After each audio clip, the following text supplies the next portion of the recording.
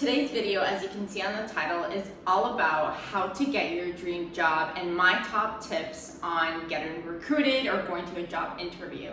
So I get this question a lot on LinkedIn and on Instagram from those of you who want to come work in oil and gas or in the energy space that we call now. And I am not a recruiter. I've never worked as one. I think I'm pretty good at knowing how to kill an interview and do really well because I've interviewed quite a bit, just because it's always good to be interviewing and I always get the job. So here are my tips on what I think you need to do to ace your interview and just stand out and be hired. So anything that I say on this video, again, has nothing to do with the company that I work for or any of that. It's just really what I think can really help you be successful in your next interview. Also, my husband has a company and he does a lot of interviews because they're always hiring new talent. And so I asked him what he thought were his 5 top things that he would look at for a candidate to hire, and we had very similar ideas. His top 5s were very similar to my top 5s, so I took a little bit of his and mine and I added together. So let's start. I wrote them down just so that I stay on track. And so the first one is, why is this your dream job? You really need to look at, why am I applying to this company? What are some qualities and traits that you like about them?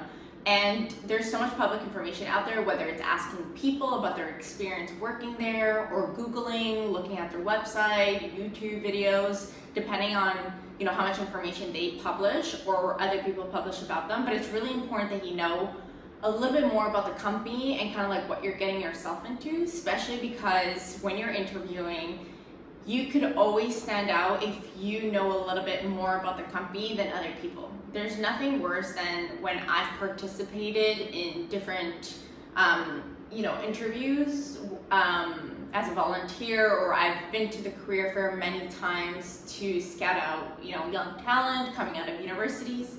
And there's nothing worse than those who come and they're not prepared. They don't know what we do. They don't even know what industry we're in. We're not saying that you need to know the ins and the outs of the technology that we invented or that we use, or kind of like really what oil and gas is. I'm not saying that you need to know that much depth, but you need to know a basic understanding, because if you do and you use certain keywords, like, it really shows the person that's hiring that you did your homework and they went the extra mile.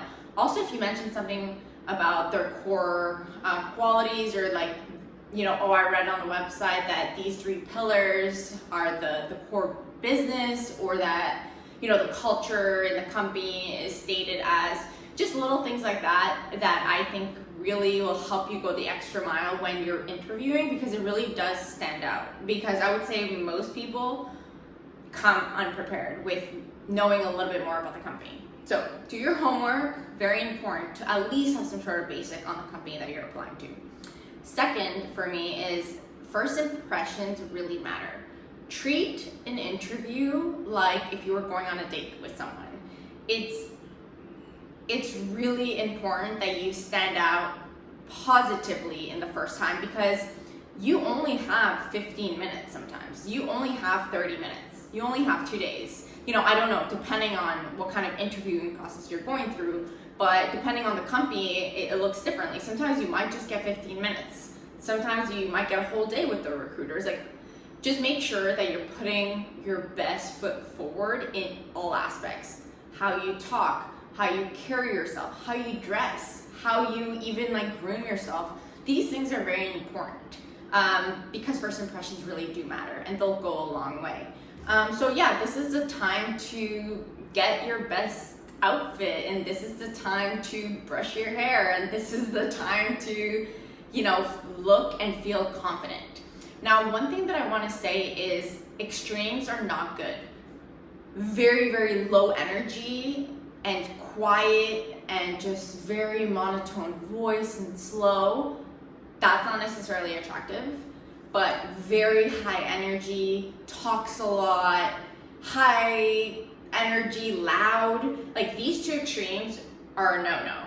Try to stay neutral, try to stay in between, and my biggest advice is show confidence. Show that you know your worth and that you would be a great addition to them.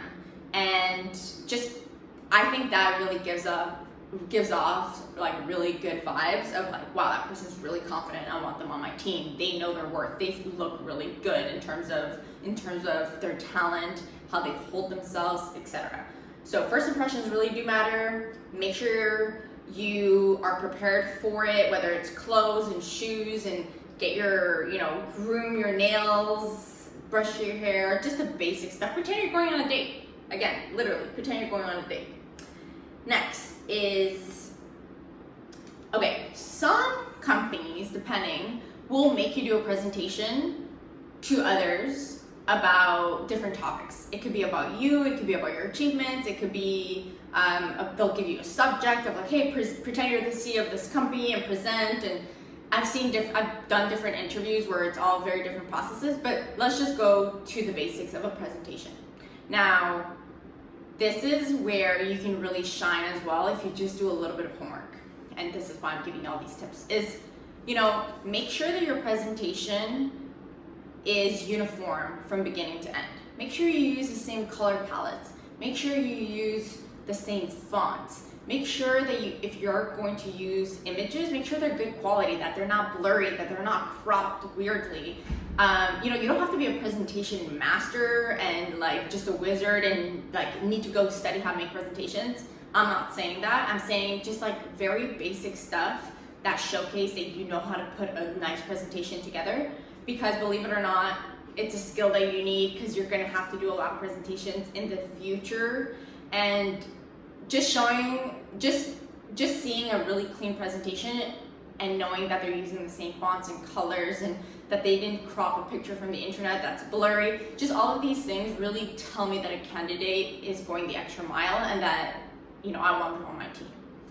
So that's another one. Then, so these are for certain interviews where you have to do things in group settings. It's very common that they're going to have you do just like a little project together where you have to either build something or solve a puzzle or present as a group. And it's just ways that companies do in order to see kind of how you integrate yourself with other team members. How do you treat others? Are you competitive and you want to be number one, you stumble on top of everybody else? Or are you like one of those team members that tries to highlight everybody's, positivity, and you try to help others, and it's not all just about you, but you say that the team did it? Do you take lead? Are you in charge? Do you give out ideas? Are you the one in the group that just sits back and lets everybody else do the thing? So just be very aware that you're being judged on all of those things. Whether it's, she stood back, she sat there, she didn't give her opinion, she didn't really help. That's not going to be a good grade for you, or like a good quality for you. Saying like, she doesn't try very hard, she just sits back. That's not a real leader quality. That's probably what most companies are looking for. It's someone that can take charge, that can manage a team, that works well with teams, that is good to their colleagues. So just be aware that, you are being graded on how you interact with others. You also don't want to be the person that's in charge and that just doesn't take anybody's ideas, doesn't take anyone's advice. It's just like my way or the highway. You empower over the team into it's got to be done your way. That's not good. You really want to be that like neutral leader where you are taking charge, but you're listening to other people's ideas and you're like working together to solve this puzzle or build something or whatever it is that they're going to have you do. So be very aware of that, because you're being judged at all times during an interview, from the second that you walk out of your car to the second that you leave. How you talk to the secretary, how you talk to the person that is letting you into the interview, how you approach other people in the hallway. Like, all of these little things really do matter, and they will stand out if someone's being very genuine and nice.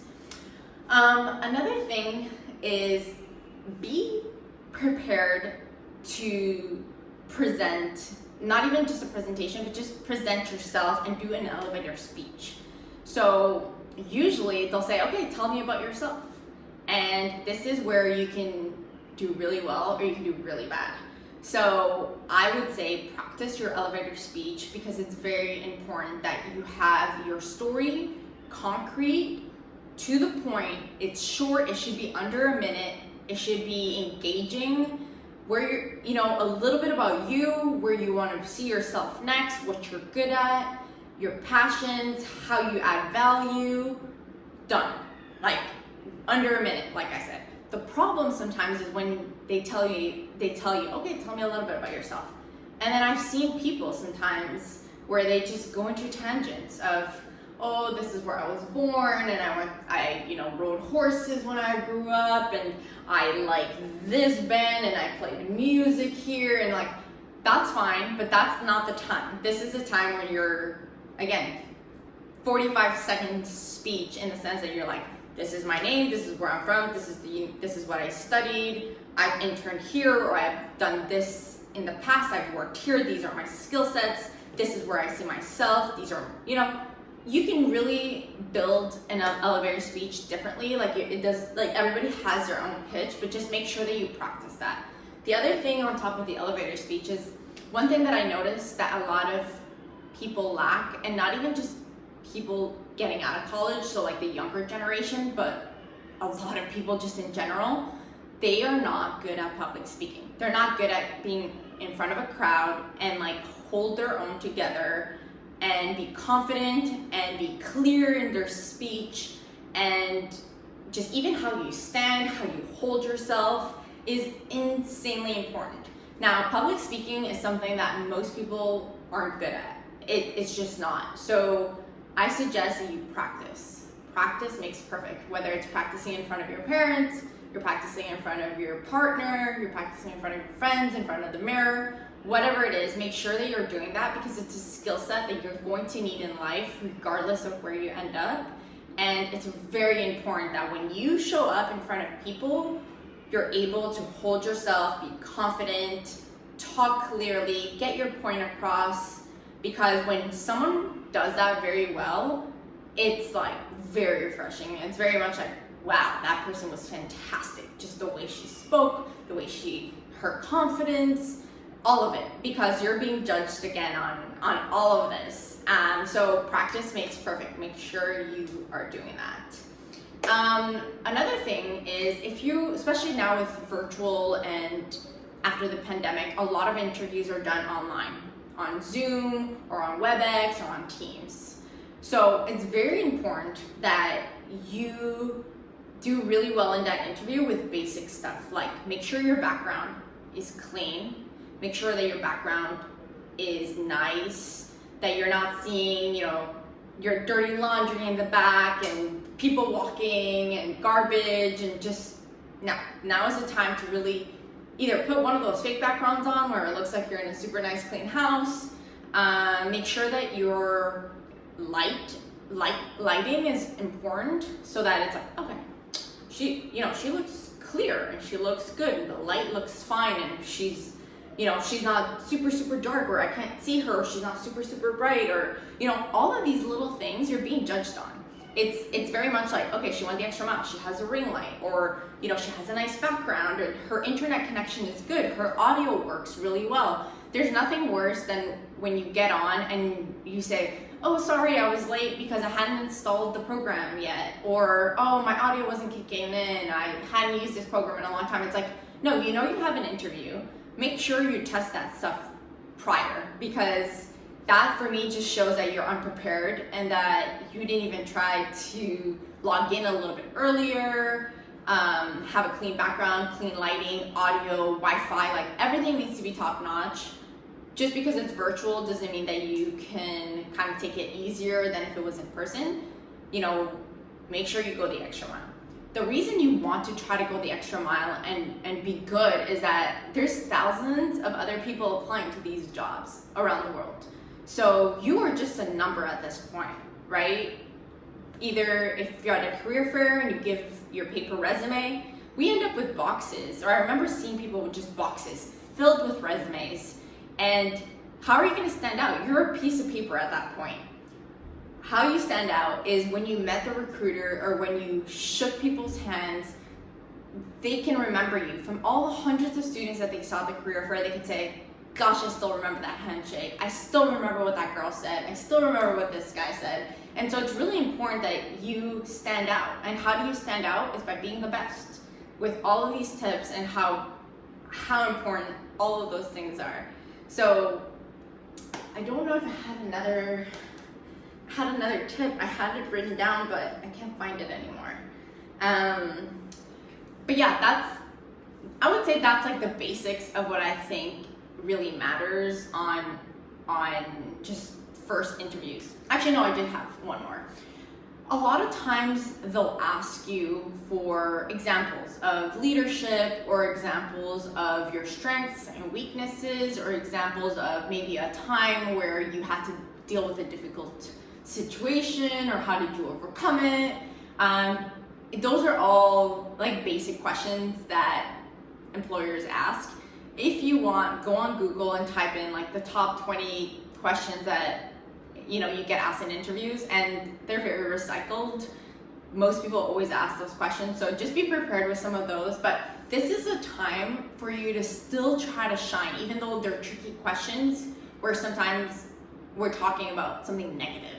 So for example, what are some of your weaknesses? Don't just go in and say like something super negative about yourself without being able to like express it in a positive way. So, and this isn't a moment where you need to lie either, So for example, I could say, one of my weaknesses is that I procrastinate, for example.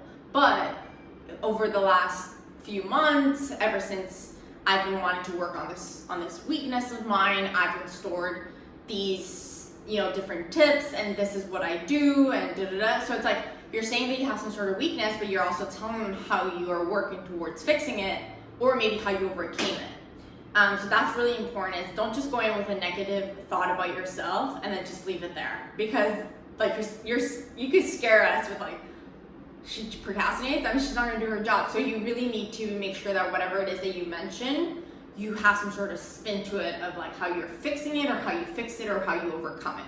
So that's very important. Another one that I just remembered is, in an interview, it's not the time for you to talk bad about your ex-employer or talk bad about another, summer job or a summer internship or whatever it is.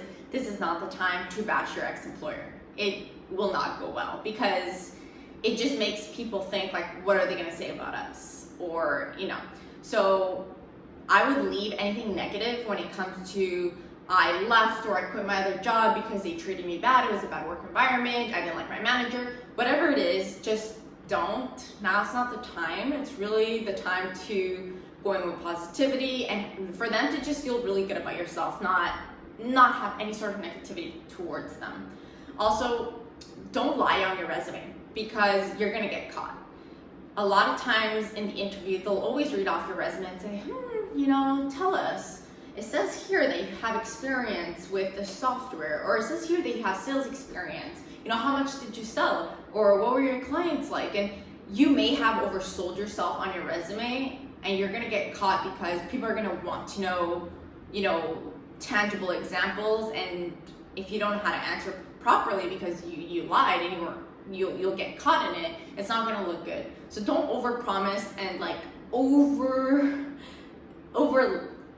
exaggerate, I would say, because sometimes it's not even lies, but we might over exaggerate on like a skill and then we get caught. So that's number one, do not lie on your resume. And at the end of the day, my tip is make sure you network with the recruiter, with the people who are helping during the recruiting session that might not necessarily be the hiring manager. Make sure you network also with the other people that are going through the interview. It's incredibly important for you to build a good network because Your net worth is your network in a way. Sometimes you'll get a job not because you were the best qualified or because you had the best grades or whatever. It's because someone knew you, or you had someone that was vouching for you, or you had a connection. Believe it or not, that's how a lot of the corporate world works once you get out of school. It's all about who you know. Like, it really is. So make sure you're shaking hands, you're taking down phone numbers, you're adding people on LinkedIn, you're staying in touch, and make sure you have a good impression with not just a hiring manager, not just a recruiter, but those around you, because they might end up somewhere else and they'll remember you and say, gosh, that was such a good talent. That girl was really good. I'm gonna call her. I remember her from when I was here this day. And so make sure that you're networking, very important. And at the end of the day, if you do not get the job, it's not the end of the world. It feels like it's the end of the world when you get all of those rejection letters, but it's not. There are so many opportunities out there, and just keep improving on your presenting skills, on interviewing. You're gonna get better and better. Sometimes you go through an interview and you think, gosh, that was horrible, I did so bad. And we can get down on ourselves, but truthfully, like, get back up, go back to apply. If it's not one company, it's gonna be another one. It's not the end of the world. If anything, you're gonna just be more prepared for the next time. So I hope that this has somewhat helped some of you. And yeah, I wanted to add one last thing, is that I have a lot of Spanish speaking listeners and followers, especially with me now being in Mexico and obviously being Latina. And number one thing for you guys, and I'll try to do a video in Spanish for you, is make sure your English is like amazing. Like, make sure your English is top notch. You need to speak fluent English and be really good in order to get a job internationally or for a big corporation. It's just the way it is. Back in the day, you can maybe get away with, oh, I don't speak very well English, and it's like, it's fine. We'll take someone with a beginner's English and we'll help them get to intermediate or expert, or, you know, we'll teach you English. Maybe that was back in the day, but now it's just like expected that you know English very well. And I remember having this conversation with a few people who said, yeah, but you know, it's hard to learn another language and I don't have the money necessarily or the resources. And I told them, there are so many free resources online, on YouTube. There's no excuses. You can learn English online. Just put the time towards it. It cannot be that expensive to download an app or watch YouTube English videos on pronunciation, on how to talk. I mean, there are so many self books and audios and tapes, and that, like, you can definitely study English, put a few hours towards it and make it better, but don't let that be the thing that will stop you from getting a really good job, because it's in your hands to fix it. So I hope that you guys got something valuable out of this video, and my best wishes to all of you who are interviewing. I know that's a difficult season. I remember when I was interviewing, and it's so stressful, but it's also exciting.